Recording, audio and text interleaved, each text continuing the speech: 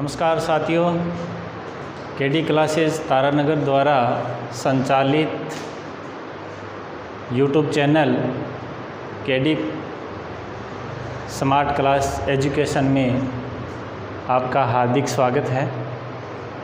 तो आज हम राजस्थान के भूगोल का एक टॉपिक स्टार्ट करते हैं और उस टॉपिक का नाम है राजस्थान की स्थिति एवं विस्तार। यानी राजस्थान के भूगोल की शुरुआत यहीं से होती है। राजस्थान की स्थिति एवं विस्तार, तो बात कर लेते हैं पहले राजस्थान की स्थिति ही।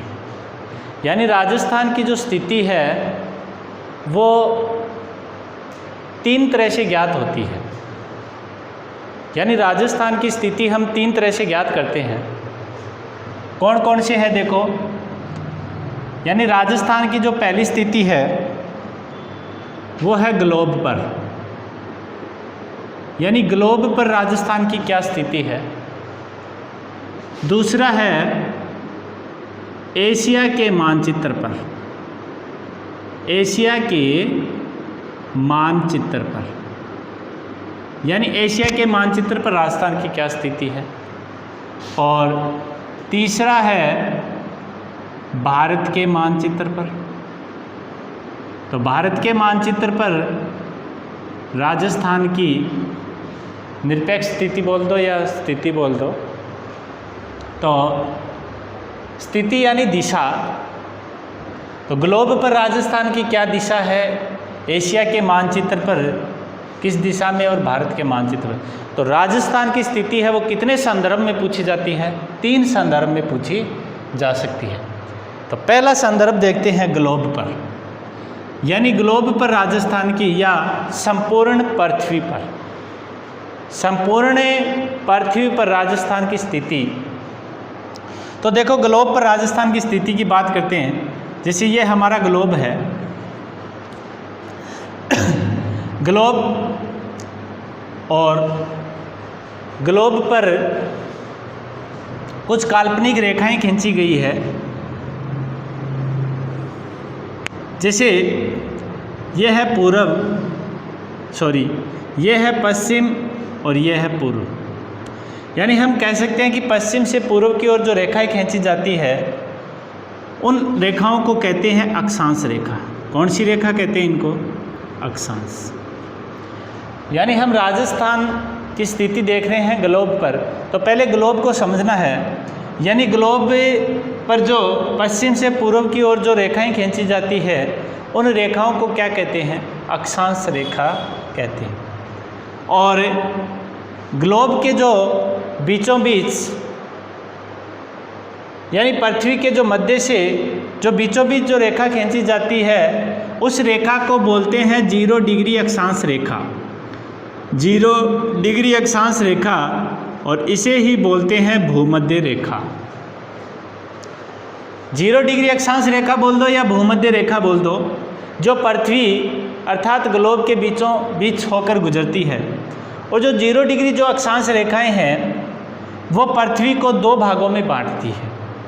देखो ध्यान से दिख भी रहा है, ये 0 डिग्री अक्षांश रेखा है और ये हमें पृथ्वी को कितने भागों में बांट रही है, दो भागों में। यानी एक भाग ये हो गया और एक भाग ये हो गया।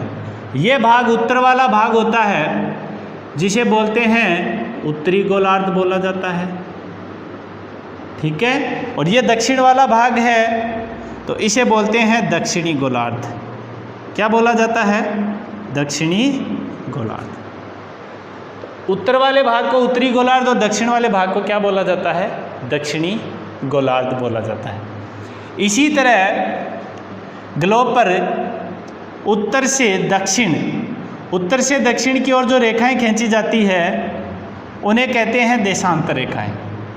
यानी उत्तर से जो दक्षिण की ओर जो रेखाएं खींची जाती है वह काल्पनिक रेखा, जिन्हें क्या कहा जाता है, देशांतर रेखा कहते हैं। और जो पृथ्वी के बीचों बीच से जो देशांतर रेखाएं गुजरती है उन्हें बोलते हैं 0 डिग्री देशांतर रेखा। 0 डिग्री देशांतर रेखा। तो 0 डिग्री देशांतर रेखा भी जो बीचों बीच पृथ्वी के अर्थात गोलार्ध के बीचों बीच होकर जो गुजरने वाली काल्पनिक रेखा है। तो जैसे अक्षांश रेखा है वो पृथ्वी को 2 भागों में बांटती है, वैसे 0 डिग्री देशांतर रेखा भी पृथ्वी को 2 भागों में बांटती है। जैसे ये 0 डिग्री देशांतर रेखा है, इसके पूर्वी वाला भाग है जिसे पूर्वी गोलार्ध बोला जाता है, और इसके जो पश्चिमी भाग है उसे क्या बोला जाता है? पश्चिमी गोलार्ध। तो 0 डिग्री देशांतर रेखा के पूर्वी वाला पूर्वी गोलार्ध हो जाएगा, पश्चिम वाला पश्चिमी गोलार्ध। और पूर्वी गोलार्ध में जो भी रेखाएं खींची जाती है देशांतर रेखाएं, उन्हें पूर्वी देशांतर रेखा कहते हैं, और पश्चिमी गोलार्ध में जो देशांतर रेखाएं खींची जाती है उन्हें पश्चिमी देशांतर रेखा कहते हैं। तो ये हमने उत्तरी गोलार्ध, दक्षिणी गोलार्ध, पूर्वी गोलार्ध और पश्चिमी गोलार्धों के बारे में देखा है। अब देखो राजस्थान की स्थिति, यानी ये जो गोलार्ध है और गोलार्ध पर हमें 0 डिग्री अक्षांश रेखाएं और 0 डिग्री देशांतर रेखाएं जो पृथ्वी को 2 समान भागों में विभाजित करती है। अब देखो राजस्थान की जो स्थिति है ग्लोब पर वो यहाँ पर है, यानी ये राजस्थान की क्या है? यहाँ पर स्थिति है।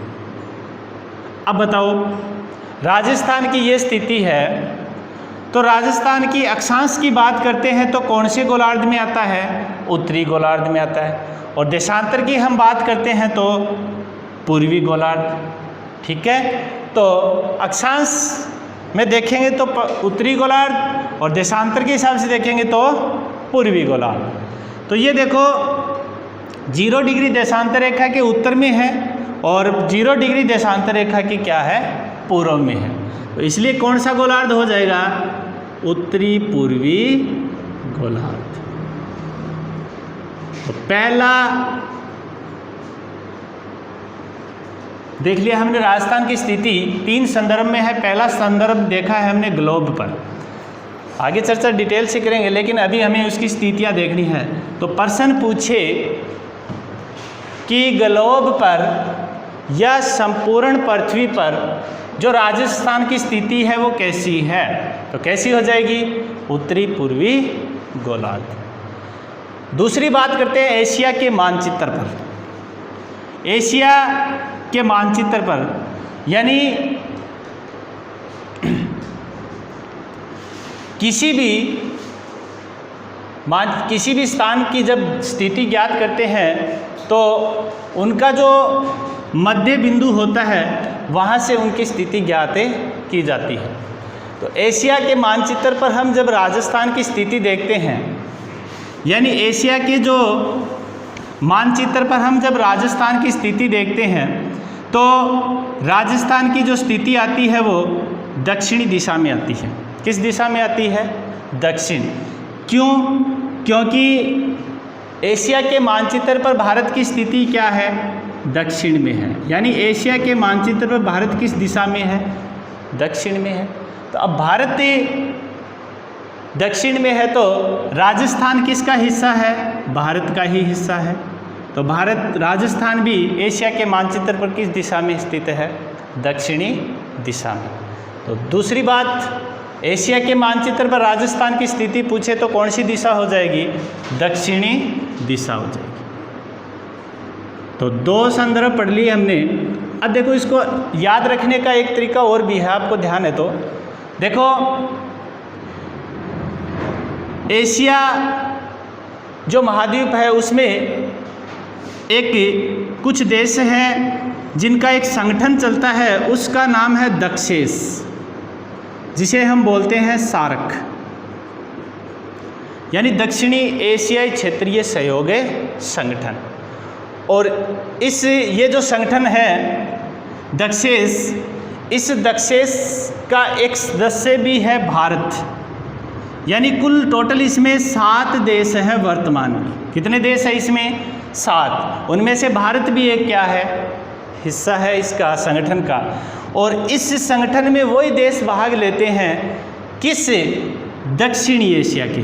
किस एशिया के, दक्षिणी एशिया के जो देश एशिया में शामिल है वो ही इस संगठन में क्या लेते हैं, भाग लेते हैं।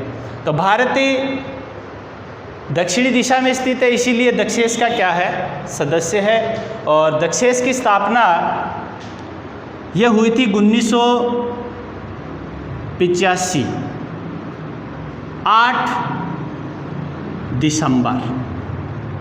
तो ध्यान रखना, दक्षेस की जो स्थापना हुई थी, ये जो संगठन बना था दक्षेस सार्क, ये 8 दिसंबर 1985 को बना था, ठीक है। और वर्तमान में इसमें टोटल देश कितने हैं, 7 देश हैं, उन्हीं में से एक भारत भी शामिल है।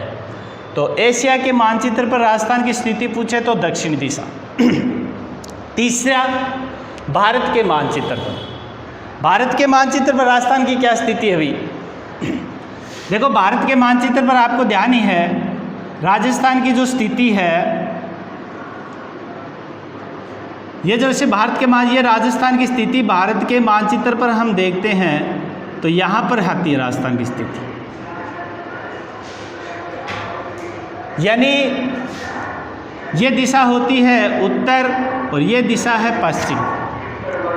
तो उत्तर और पश्चिम के जो बीच का भाग है उसे बोलते हैं उत्तरी पश्चिम। ध्यान है, यानी उत्तर और पश्चिम के जो बीच का भाग है उसे क्या बोला जाता है, उत्तरी पश्चिम।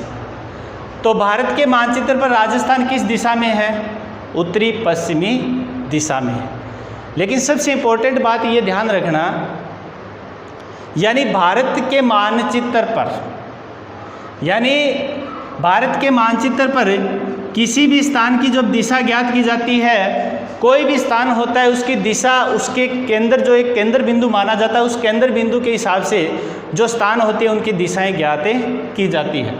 तो भारत के मानचित्र में जो किसी भी स्थान की जो दिशा ज्ञात की जाती है उसका जो केंद्र बिंदु माना गया है वो माना गया है नागपुर को। किसको माना गया है, नागपुर। और नागपुर कहाँ पड़ता है, महाराष्ट्र। यानी नागपुर महाराष्ट्र को क्या माना गया है, केंद्र बिंदु मानकर माना गया है। और ये जो इस केंद्र बिंदु को ब्रिटिश काल में ही इसको क्या किया गया था, निर्धारित कर दिया गया था। यानी ब्रिटिश शासन काल में ही इस नागपुर महाराष्ट्र को क्या माना जाता है, केंद्र बिंदु। और भारत के मानचित्र पर राजस्थान की जो स्थिति है वो कैसी है, उत्तरी पश्चिमी राजस्थान। सीधा याद रह जाए तो ठीक है, लेकिन ध्यान रखना, भारत के किसी भी स्थान की जो दिशा ज्ञात की जाती है उसका केंद्र बिंदु किसा माना गया है, तो किस केंद्र बिंदु से ज्ञात की जाती है, नागपुर। नागपुर कहाँ पड़ता है, महाराष्ट्र में पड़ता है। तो हमारी बात राजस्थान की स्थिति की चल रही है। तो राजस्थान की स्थिति है वो 3 संदर्भ में हम ज्ञात करते हैं। पहली है ग्लोब, अर्थात संपूर्ण पृथ्वी पर। संपूर्ण पृथ्वी ग्लोब पर राजस्थान की जो स्थिति है वो है उत्तरी पूर्वी गोलार्ध। फिर एशिया के मानचित्र, एशिया के मानचित्र पर राजस्थान की स्थिति क्या है, एशिया के मानचित्र पर राजस्थान दक्षिणी दिशा में है। क्यों, क्योंकि भारत भी किस दिशा में है, दक्षिण दिशा में है। और भारत एक किस संगठन का सदस्य है, दक्षेस का सदस्य है। दूसरी बात, भारत के मानचित्र पर, और भारत के मानचित्र पर राजस्थान की स्थिति है उत्तरी पश्चिमी, उत्तरी पश्चिमी। अब इसके बाद हम बात करते हैं राजस्थान की स्थिति के बाद राजस्थान का विस्तार। राजस्थान की स्थिति हमारी 3 संदर्भ में पूछी गई है। अब बात करते हैं राजस्थान के विस्तार की। देखो, जिस तरह से राजस्थान की स्थिति 3 संदर्भ में ज्ञात की जाती है, उसी तरह राजस्थान का विस्तार भी कितने संदर्भ में ज्ञात किया जाता है, 3 तरह से। यानी राजस्थान का विस्तार भी कितने तरह से, 3 तरह से। कौन कौन से, देखो। 1 नंबर, पहला है सामान्य विस्तार। राजस्थान का विस्तार भी कितने तरीके से, 3 तरीके से। सामान्य विस्तार। दूसरा है अक्षांशीय विस्तार। दूसरा कौन सा विस्तार है भी? अक्षांशीय विस्तार। तीसरा है देशांतरीय विस्तार। तो राजस्थान का विस्तार भी कितने संदर्भ में? 3 संदर्भ में ज्ञात किया जाता है। सामान्य विस्तार, अक्षांशीय विस्तार और तीसरा है देशांतरीय विस्तार। बात करते हैं हम सामान्य विस्तार की, यानी राजस्थान का सामान्य विस्तार क्या है। तो देखो,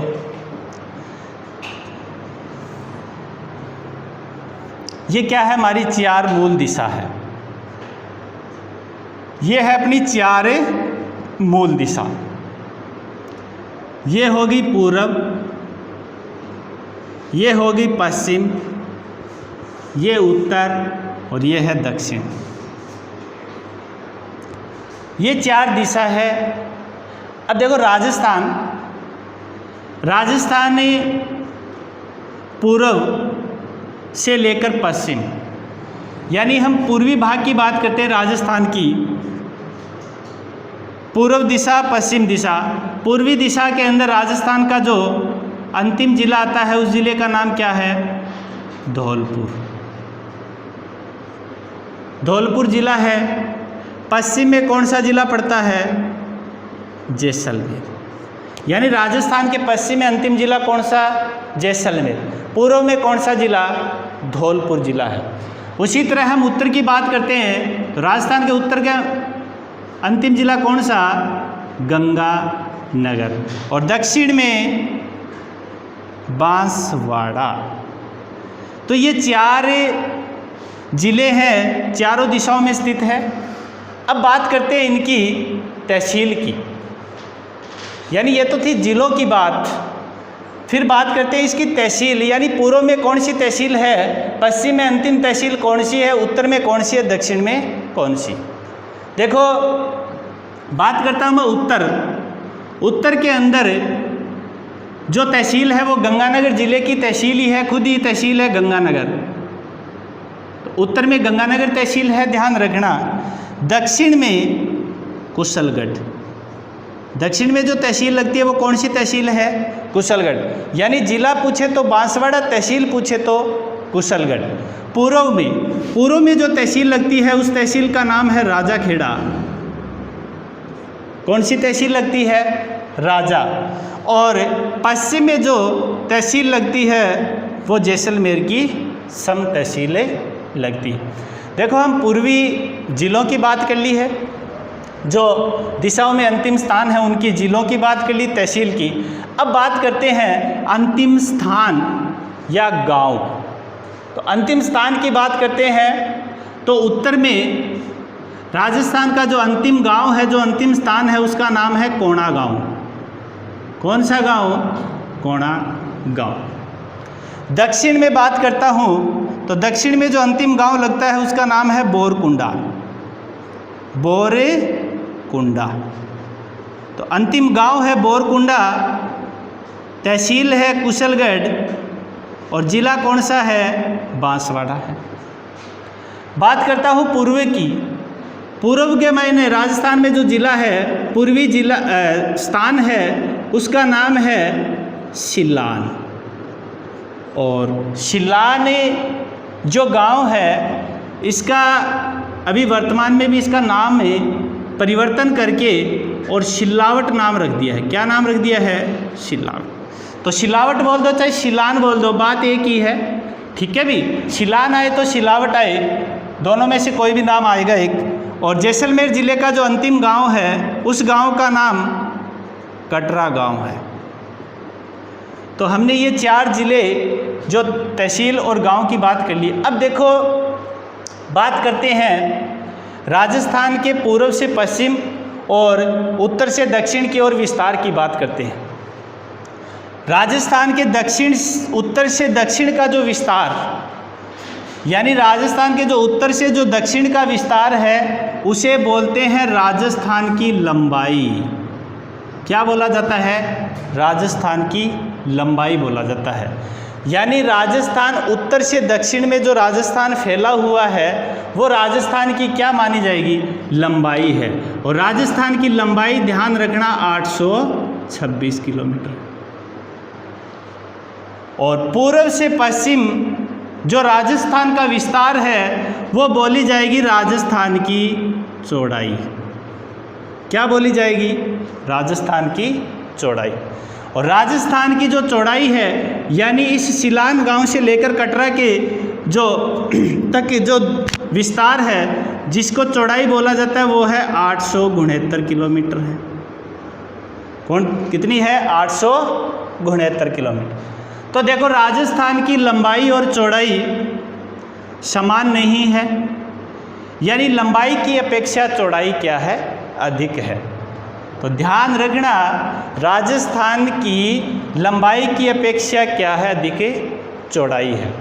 तो राजस्थान की लंबाई और चौड़ाई अधिक है। तो इसके अंतर की भी बात कर लेता हूँ। तो इसमें जो अंतर पूछे तो आपको ध्यान रखना 869 में से 826 माइनस करोगे तो उसकी लंबाई और चौड़ाई में क्या आ जाएगा, अंतर आ जाएगा। और ये अंतर कितना आ जाएगा, 43 किलोमीटर। तो ये लंबाई और चौड़ाई में अंतर आ रहा है 43 किलोमीटर। तो ये 43 किलोमीटर क्या है, चौड़ाई अधिक है।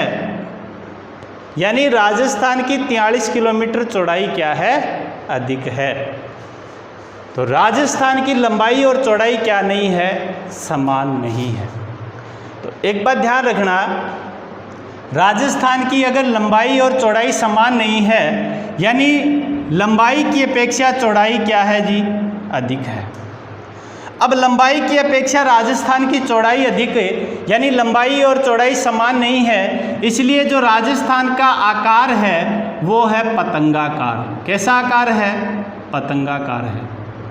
तो राजस्थान का आकार पतंगाकार क्यों है भाई, तो ध्यान रखना राजस्थान का आकार पतंगाकार है क्योंकि राजस्थान की लंबाई व चौड़ाई क्या नहीं है, समान नहीं है। और राजस्थान के आकार को पतंगाकार कहने वाला, सर्वप्रथम इसे पतंगाकार की संज्ञा देने वाला जो विद्वान है उस विद्वान का नाम है टी.एच. हैंडले। टी.एच. हैंडले यानी टी.एच. हैंडले नामक जो विद्वान है इन्होंने राजस्थान के आकार को सर्वप्रथम क्या माना है, पतंगा आकार माना है। तो ये थी राजस्थान की 4 मूल दिशाओं में। उसके बाद राजस्थान की जो विकिरणीय जो विस्तार है उनकी भी बात कर लेते हैं। जो विकिरणीय विस्तार है यानी राजस्थान का जो विकिरणीय विस्तार है, यानी राजस्थान का जो विकिरणीय विस्तार उत्तर पूर्व से बात कर लेता हूँ मैं दक्षिण पश्चिम, यानी एक तो ये उत्तर पूर्व से जो दक्षिण पश्चिम विस्तार है ये तो हो गया उत्तर पूर्व से दक्षिण पश्चिम। और एक ये विकिरणीय विस्तार है उत्तर पश्चिम से दक्षिण पूर्व, ये हो गया उत्तर पश्चिम से दक्षिण पूर्व। तो ये राजस्थान का विकिरणीय विस्तार है। ध्यान रखना उत्तर पूर्व से दक्षिण पश्चिम और उत्तर पूर्व से दक्षिण पश्चिम जो राजस्थान का जो विस्तार है वो है 784 किलोमीटर। कितना विस्तार है, 784 किलोमीटर है। और उत्तर पश्चिम से दक्षिण पूर्व की ओर जो राजस्थान का विस्तार है वो है 850 किलोमीटर। कितना है, 850 किलोमीटर है। तो देखो जिस तरह से राजस्थान की लंबाई व चौड़ाई समान नहीं है वैसे भी राजस्थान की विकिरणों की भी लंबाई और चौड़ाई क्या नहीं है, समान नहीं है। और राजस्थान के विकिरणों की लंबाई व चौड़ाई समान नहीं होने के कारण जो राजस्थान का आकार है वो कैसा है, विषम कोणीय चतुर्भुज के समान है। कैसा है, विषम कोणीय चतुर्भुज। यानी राजस्थान के विकिरणों की लंबाई व चौड़ाई समान नहीं होने के कारण और राजस्थान का जो आकार है वो विषम कोणीय चतुर्भुज के समान मानी गई है। तो देखो राजस्थान का आकार हमें 2 तरीके से है। एक तो राजस्थान का आकार कैसा मिलता है, पतंगाकार मिलता है। और राजस्थान का आकार पतंगाकार क्यों है, क्योंकि राजस्थान की लंबाई व चौड़ाई क्या नहीं है, समान नहीं है। और राजस्थान का आकार विषम कोणीय चतुर्भुज के समान है। क्यों है? क्योंकि इनके विकिरणों की लंबाई व चौड़ाई क्या नहीं है? समान नहीं है। जिस तरह से राजस्थान की लंबाई व चौड़ाई में अंतर 43 किलोमीटर है, तो उसी तरह से राजस्थान के विकिरणों की लंबाई व चौड़ाई में अंतर पूछे तो भी आपको ध्यान रखना है। तो लंबाई व चौड़ाई के जो विकिरणों का जो अंतर आता है, विकिरणों में जो अंतर आएगा वो आएगा 66 किलोमीटर। कितने किलोमीटर का अंतर है? 66 किलोमीटर का अंतर है। तो विषम कोणीय चतुर्भुज आकार राजस्थान का सबसे पहले, यानी राजस्थान के आकार को विषम कोणीय चतुर्भुज के समान सर्वप्रथम कहने वाला है, जिसका नाम है अल्फ्रेड वेगनर। किस विद्वान के द्वारा? Alfred Wegener. देखो अल्फ्रेड वेगनर जिनका एक सिद्धांत भी चलता है जिसका नाम है वेगनर का सिद्धांत, यानी महाद्वीपीय विस्थापन का सिद्धांत। महाद्वीपीय विस्थापन का सिद्धांत अल्फ्रेड वेगनर के द्वारा दिया गया है। इस वेगनर के सिद्धांत में ही और ये बात बोली गई है कि राजस्थान का आकार कैसा है? विषम कोणीय चतुर्भुज के समान है। तो ये थी भी राजस्थान के विस्तार में। पहले सामान्य विस्तार की बात आती है कि राजस्थान का जो सामान्य विस्तार है वो कैसा है, ठीक है। इसके बाद दूसरा पॉइंट है हमारा अक्षांशीय विस्तार, ठीक है। तो सामान्य विस्तार के बारे में हम जानकारी पढ़ी है, थोड़ा दोबारा बता देता हूँ कि सामान्य जो विस्तार है राजस्थान की चौड़ाई 869 किलोमीटर है। राजस्थान की चौड़ाई क्या है? 869 किलोमीटर है और लंबाई कितनी है? 826 किलोमीटर। तो 826 किलोमीटर और चौड़ाई 869, यानी लंबाई की अपेक्षा चौड़ाई क्या है? अधिक। कितने किलोमीटर? 43 किलोमीटर है। और लंबाई और चौड़ाई समान नहीं होने की वजह से राजस्थान का आकार कैसा माना जाता है? पतंगा आकार माना जाता है। और राजस्थान के आकार को पतंगाकार कहने वाले विद्वान कौन है? सर्वप्रथम TH हैंडले के द्वारा। उसके बाद इनका जो विकिरणीय विस्तार है वो उत्तर पूर्व से दक्षिण पश्चिम इनका जो विस्तार है वो 784 किलोमीटर है। उत्तर पश्चिम से दक्षिण पूर्व की जो उनका विस्तार है वो 850 किलोमीटर है। तो विकिरणीय अंतर भी ध्यान रखना 66 किलोमीटर का है। विकिरणों की लंबाई व चौड़ाई समान नहीं होने की वजह से इसका आकार कैसा माना जाता है? विषम कोणीय चतुर्भुज के समान। और विषम कोणीय चतुर्भुज के समान कहने वाले जो सर्वप्रथम विद्वान कौन है? अल्फ्रेड वेगनर, जिन्होंने महाद्वीपीय विस्थापन का सिद्धांत दिया था। उसके बाद हम अक्षांशीय विस्तार की बात अगले वाले वीडियो में बात करेंगे। तब तक के लिए धन्यवाद।